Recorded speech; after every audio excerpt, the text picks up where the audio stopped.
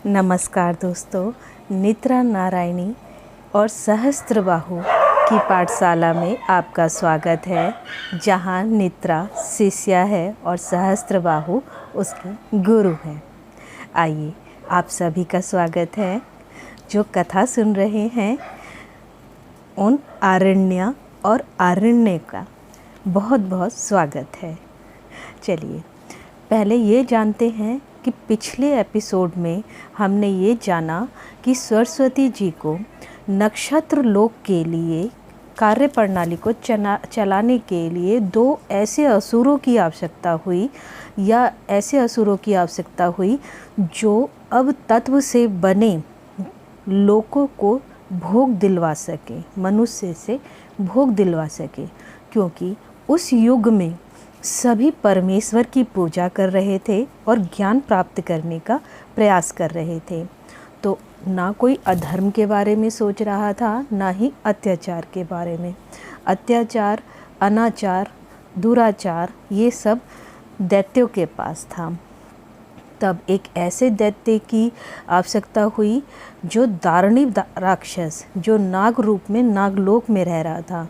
उसका आपने देखा है कैसे शिव जी ने उसके तत्व, शरीर के तत्व को निकालकर एक छाया राहु के शरीर में सिर से जोड़ दी और केतु के सिर पे उसका जो फन जुड़ा था उसकी छाया रह गई।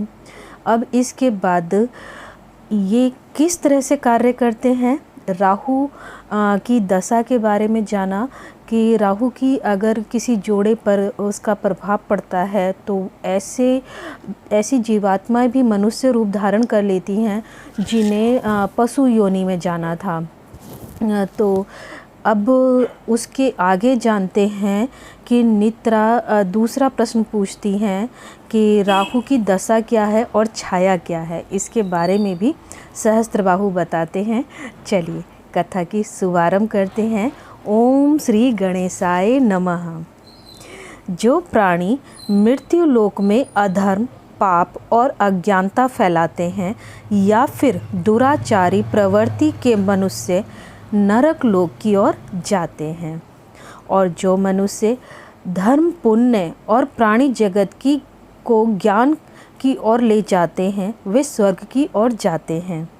इस बात को समझने के लिए ऐसा मानो दो अलग अलग 7 मंजिला इमारतें हैं। एक इमारत स्वर्गलोक है और दूसरी इमारत नरक लोक है। आप इस तरह से इमेजिन कर सकते हैं कि एक इधर मंजिल है जो 7 फ्लोर है और एक इधर मंजिल है जो 7 फ्लोर है। ये स्वर्ग है और ये नरक है। इस बात का जिक्र किया जा रहा है। स्वर्गलोक और नरक लोक 7 भागों में बटा है। स्वर्गलोक पुण्य के फल से चलायमान होता है। पुण्य, जो इंसान अच्छे कर्म करता है, जो पुण्य प्राप्त करता है, उसके द्वारा स्वर्ग चलायमान होता है। और नरक लोक पाप के दंड से चलायमान होता है। जो मनुष्य पाप कर्म करता है, अधर्म करता है, उसके द्वारा उसके दंड से नरक लोक चलता है। स्वर्ग लोक के देवता तथा कार्य प्रणाली को चलायमान रखने के लिए सर्वश्रेष्ठ पदाधिकारी देवराज इंद्र हैं। स्वर्गलोक के जो सबसे प्रमुख देवता हैं, हम सभी जानते हैं, वो देवराज इंद्र हैं।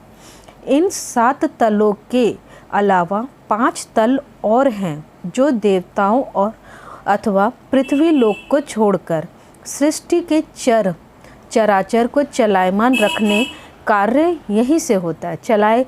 यानी कि आप ये समझिए, जो 7th फ्लोर स्वर्ग के बताए गए हैं उसके अलावा 5 और तल हैं जो जहाँ देवता निवास करते हैं, जो सृष्टि की कार्य प्रणाली को संभालते हैं, और पृथ्वी को छोड़कर सृष्टि के चराचर को चलायमान रखने का कार्य यहीं से होता है। नरक लोक के देवता यमराज हैं, जो पाप पुण्य के अनुसार नरक लोक प्राप्त करने वाली जीवात्मा को दंड देते हैं। जो नरक का भोगी होता है, जो पाप करता है, पुण्य प्राप्त नहीं करता, तो वो नरक लोक जाता है, तो उसे वहाँ दंड प्राप्त होता है तथा उसके पाप कर्मों के आधार पर तल का निर्धारण किया जाता है उनकी अपनी कार्य प्रणाली है। अच्छा, यहाँ एक बात ये भी है, जो ये 7 तल हैं, ये कर्मों के आधार पर किस व्यक्ति ने कितना कर्म किया है उसे किस तल पे रखा जाए, ये निर्धारण होता है। ऐसा नहीं है कि उसे सीधे 7वें तल पे भेज दिया। अगर उसका कर्म पहले तल का है कि उसे पहले तल पे ही दंड भोगना है, तो वो 7वें तल पे नहीं जा सकता। इसी तरह से पुण्य का है, पुण्य अगर उसने ऐसा पुण्य किया है कि उसे स्वर्ग के पहले ही तल में रहना है, तो वो पहले तल में रहेगा। ये नहीं कि चौथे और 5वें तल का सुख प्राप्त करेगा। इसी तरह से नरक लोक का भी हिसाब है। इन तलों के अलावा उनके अपने 4 तल और हैं। अच्छा, स्वर्ग लोक के 5 तल और हैं और नरक लोक के 4 तल और हैं। मतलब 7 तल तो बराबर है, उसके बाद 4 तल नरक लोक के हैं, जहाँ संपूर्ण सृष्टि के प्राणियों के कर्मों के अनुसार स्वर्ग नरक की व्यवस्था की जानकारी रखी जाती है। अभी जैसे यहाँ बताया कि यहाँ पे स्वर्ग लोक में पृथ्वी लोक को छोड़कर सभी सृष्टि के सभी चराचर की आधार पर उनका तल निर्धारण किया जाता है।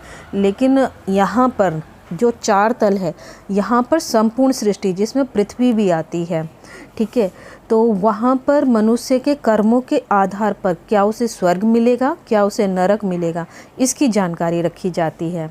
स्वर्ग लोक के देवता और नरक लोक के देवता संपूर्ण जीवात्मा का जीवन चक्र में कर्म के आधार में जन्म और मृत्यु तय करती है। अच्छा, जैसे हमारे शास्त्रों के अनुसार या ग्रंथों के अनुसार भी है कि प्राणी जीव ये पृथ्वी लोक में एक चक्र चलता रहता है। जो आज हम इस दुनिया में हैं, मरने के बाद हम अपना कर्म भोगने के लिए कर्म जो हमने पाप और पुण्य प्राप्त किया है उसे भोगने के लिए स्वर्ग और नरक जाएंगे। उसके बाद हम दोबारा धरती पर आएंगे, क्योंकि जब तक मुक्ति प्राप्त नहीं होती, मोक्ष नहीं प्राप्त होता, तब तक जीवात्मा का ये कर्म चलता रहता है। कर्म यानी कि चक्र चलता रहता है जीवन और मृत्यु का। तो इसका लेखा जोखा रखा जाता है। एक तरह से ये समझिए कि ऊपर एक कंप्यूटर है और वहाँ पर सबका बायोडाटा रखा जा रहा है जीवात्मा का, कि इसने अब जन्म लिया, अब मृत्यु प्राप्त की, अब इस शरीर ये रूप में जन्म हुआ, अब इसने ये किया, उसका संपूर्ण जीवन का बायोडाटा रखा जाता है। परंतु अकाल मृत्यु का भी प्रावधान है। हम जानते हैं अकाल मृत्यु होती है, उसी प्रकार असमय जन्म का भी प्रावधान है। हम ये भी जानते हैं समय से पहले संतान भी उत्पन्न हो जाती है। इन 7 तलों के अलावा इन तलों के नीचे, अब नीचे आ जाइए, 7 तल यानी कि जो स्वर्गलोक के 7 तल हैं उसके नीचे भी एक तल है। अभी ऊपर के तल बताए थे स्वर्गलोक के 5, अब 7 के बाद नीचे एक तल। इसी तरह से नरक लोक का बताया था 7 तल, उसके ऊपर 4 तल, और अब उसके नीचे सभी तलों के नीचे एक तल। अब यहाँ पे क्या है, इन 7 तलों के अलावा इन तलों के नीचे एक और तल होता है, जहाँ इन तलों से पाप पुण्य भोग कर और ज्ञान लोक से ज्ञान प्राप्त कर जीवात्मा बैतरणी नदी से पार नहीं होती। अच्छा, यहाँ एक बहुत ही इम्पोर्टेंट बात बताई गई है कि जो भी नरक लोक और स्वर्ग लोक जाता है, जिस तरह से हम धरती पे भी बच्चा अगर 3 से 4 साल का हो जाता है तो उसे स्कूल भेजते हैं शिक्षा प्राप्त करने के लिए, इसी तरह से नरक लोक और स्वर्ग लोक में भी जब जीवात्माएं नरक भी भोग रही है और स्वर्ग भी भोग रही है, तो उसके बाद उन्हें ज्ञान लोक भी भेजा जाता है। जब उनका दंड पूरा होता है तो वहाँ उन्हें ये ज्ञान कराया जाता है कि आपने ये कर्म किया तो आपको ये दंड मिला, आपने ये पुण्य किया तो आपको ये फल सुख मिला। तो इस तरीके से उन्हें ज्ञान कराया जाता है। और उसके बाद वो जीवात्मा, अच्छा बैतरणी नदी क्या है? बैतरणी नदी नरक और स्वर्गलोक दोनों से बहती है। ये एक बहुत ही गौण विषय है और बहुत ही ज़्यादा इम्पोर्टेंट बात है कि बैतरणी नदी होती क्या है, क्योंकि यहाँ से आपको ऐसा ज्ञान प्राप्त होने वाला है कि जैसे पुरुष से कुल होता है, स्त्री से कुल नहीं होता, स्त्री को कुल में नहीं रखा गया है, इसका भी आपको जानकारी मिलेगी। और बैतरणी नदी क्या है इसके बारे में भी जानकारी मिलेगी। तो अब पहले हम इसे थोड़ा पढ़ लेते हैं। ज्ञान लोक से ज्ञान प्राप्त कर जीवात्मा बैतरणी नदी पार नहीं होती, ऐसी जीवात्मा पितृ बन जाते हैं, जो अपनी इच्छा से मोक्ष भी नहीं प्राप्त कर रहे और उन्होंने पाप या पुण्य कर्म करने के बाद ज्ञान लोक गए हैं, वहाँ से ज्ञान अर्जित हो गया है, तो उन्हें वापस बैतरणी में आकर के जन्म ले लेना चाहिए, लेकिन वो जन्म नहीं ले रहे और वो वहीं रहना चाहते हैं जो सबसे नीचे का तल है। तो वहाँ अगर वो रहना चाहते हैं तो ऐसी जीवात्मा पितृ बन जाते हैं उस कुल के जिस कुल में उनका जन्म हुआ था, तथा नरक लोक और स्वर्ग लोक के निम्न अतिरिक्त तल पर रहकर अपने कुल से अपने लिए भोग मांगते हैं। हे सहस्त्रबाहु, अपने कुल से कैसे किसी भी मनुष्य से और अपने ही कुल से क्यों मांगते हैं, किसी और से क्यों नहीं मांग सकते। हे निद्रा, जो जीवात्मा बैतरणी नदी नहीं पार करती वे अपने कुल से जुड़ी रहती है, क्योंकि वो उस कुल से छूटती ही नहीं, क्योंकि उसका नया जन्म नहीं हुआ, या फिर उसका अगर पिंडदान हो जाता है तब वो छूट जाती है। अगर वो नहीं पिंडदान हुआ है तो वो जुड़ी रहती है और उसी परिवार से अपने लिए भोग मांगती है।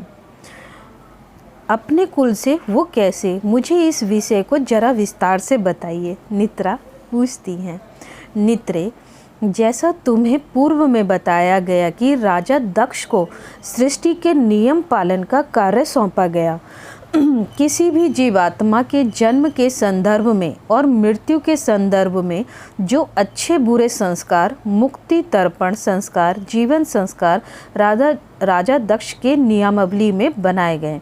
अच्छा, राजा दक्ष के विषय में हम जानते हैं कि उन्होंने बहुत सारे नियम बनाए हैं, उन्हें नियम का पदाधिकारी बनाया गया था। तो उन्होंने किसी बच्चे के जन्म का संस्कार, गर्भ में आने का संस्कार और जन्म का संस्कार, उसके पालन पोषण का संस्कार, सब नियम बनाए।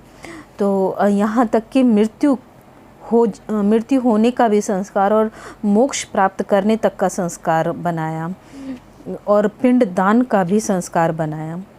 तो उसी को ही आगे बताते हैं। जीवात्मा के गर्भ में आने से पहले अच्छी जीवात्मा ही पृथ्वी लोक में सृष्टि कल्याण के उद्देश्य से जन्म ले सके, ऐसा सोचकर राजा दक्ष ने अच्छी जीवात्मा ही गर्भ में प्रवेश कर सके उसके लिए विवाह मंत्रों का चयन किया। हम राजा दक्ष को इसलिए बुरा जानते हैं क्योंकि वो शिव शक्ति के प्रेम विवाह के बीच में आए थे और शिव से उन्होंने द्वेष किया था, लेकिन वो ब्रह्मा के पुत्र थे, तो मानस पुत्र थे, तो उन्हें सृष्टि में किसी कार्य के लिए भी चुना गया था। ऐसा नहीं है कि उन्होंने सारे बुरे ही कर्म किए थे, अच्छे कर्म किए थे। तो उन्होंने संस्कार बनाए, नियम बनाए जो समाज में चलायमान हैं। तो उसी के ही आधार पे बताया गया कि अच्छी ही जीवात्मा धरती पर आनी चाहिए जो संसार को अच्छा ज्ञान दे, और मनुष्य जीवन मुक्ति के लिए ही है, तो उसके लिए कार्य किया गया। तो उन्होंने अच्छी जीवात्मा धरती पर जन्म ले सके, इसके लिए विवाह मंत्रों का चयन किया, अथवा जीवात्मा के मूल रूप को समझते हुए उचित समय पर मंत्रों द्वारा साथ रहने का संस्कार बनाया। अच्छा, जीवात्मा किस समय पर सही आएगी धरती पर, इसके लिए समयावली भी बनाई गई। ये सब ऋषि मुनियों द्वारा या राजा दक्ष के निगरानी में ये चीज़ें बनाई गई, और ऋषि मुनियों द्वारा भी ग्रंथों अथवा उपनिषदों में भी गर्भ संस्कार से लेकर ज्ञान दिया गया है। उसी प्रकार मृत्यु के बाद पितरों के लिए अमावस को चुना गया, क्योंकि वो जीवात्मा जो एक कुल में जन्म लेती है तथा मृत्यु पश्चात पाप पुण्य भोग कर जब वो ज्ञान लोक से ज्ञान प्राप्त कर बैतरणी नदी नहीं पार करती, तब वे अपने कुल से दान का पुण्य मांगते हैं, क्योंकि पितरों को दान का पुण्य मिलता है उन्हें, यानी कि भोग जो है, भोग उन्हें प्राप्त होता है दान का। हम किसी को भी दान देते हैं तो उसका जो पुण्य प्राप्त होता है वो पितरों को जाता है।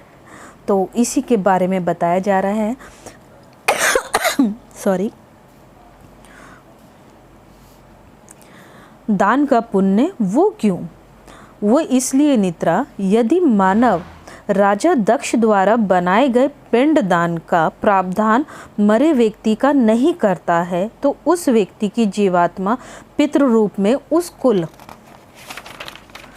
से दान का भोग मांगती है।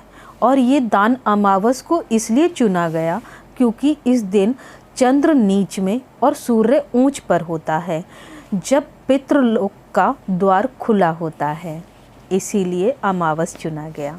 अमावस के दिन चंद्र और सूर्य के बीच में एक द्वार, जो नीच और ऊंच का हिसाब है, वो उसके बीच में पितृलोक का दरवाज़ा खुल जाता है, जिससे दान का पुण्य उन्हें प्राप्त होता है। हे सहस्त्रबाहु, यदि किसी मनुष्य की मृत्यु पश्चात उसके परिवारजनों ने उसका पिंड दान कर दिया, तब भी वो व्यक्ति की जीवात्मा उस घर से दान का भोग मांगती है। क्या ऐसा होता है? अगर उसका पिंडदान हो चुका उसके बावजूद भी वो भोग मांगेगी?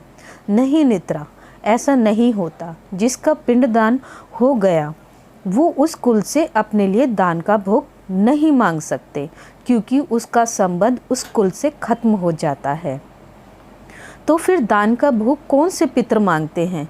जिनका तर्पण नहीं किया गया वो ही पितृ दान का भोग मांगते हैं। तर्पण हम उन्हें कहते हैं जिनका, जैसे कि मान लो ये एक संस्कार है पिंडदान का, कि व्यक्ति के मरने के बाद उसका पिंड जो है वो दान कर दिया जाए। पिंडदान यानी उसको अपने कुल से छुटकारा दिला दिया जाए। अब वो जिस भी कुल में जन्म ले या फिर नहीं ले जन्म, या जो भी है वो हो, तो वो मुक्त हो जाए। अगर लेकिन ऐसा नहीं होता, कुछ लोग पिंडदान नहीं करते, उन्हें हर अमावस में भोग देते रहते हैं या फिर उनका तर्पण करते रहते हैं। तर्पण करना यानी कि उन्हें जल देते रहते हैं और या दिया देते हैं। बहुत सारे प्रावधान हैं, तो वो करते रहते हैं, तो जिस कारण वो मांगते हैं दान का पुण्य। तो तर्पण वो क्या है? तर्पण दो प्रकार से किया जाता है। किसी शुभ कार्य में पितरों को दान देकर अथवा पितृपक्ष में भी तर्पण देकर पितरों को दान का भोग दिया जाता है। ये भी प्रावधान है। जैसे हमारे घर में कुछ शुभ कार्य होता है, तो विवाह हो, बच्चे हो, तो हम पितरों को सबसे पहले दान देते हैं कि उनको दान लग जाए, उन्हें मिल जाए, ऐसा सोच करके हम कार्य को करते हैं। तो ये दो समय ऐसा है। और एक पितृपक्ष तो पता ही आपको 15 दिन के चलते हैं, उसमें भी पितरों को भोजन का दान दिया जाता है और वस्त्रों का, जो जिसकी जैसी क्षमता है वैसे दिया जाता है। हे सहस्त्रबाहु, यहाँ ये बात तो समझ आती है, जो व्यक्ति मरने के बाद अपने प्रियजनों द्वारा यदि उनका पिंडदान नहीं हुआ तो वे उन सभी से दान मांगते हैं। परंतु ऐसा क्यों? क्योंकि हे निद्रा, देवताओं ने भी कहा है, यदि आप किसी शुभ कार्य को करने जाते हैं तो सर्वप्रथम अपने पितरों को दान देकर धन्यवाद करो, क्योंकि आपको उन्हीं के द्वारा इस पृथ्वी लोक में जीवन प्राप्त हुआ है। और ये हुआ है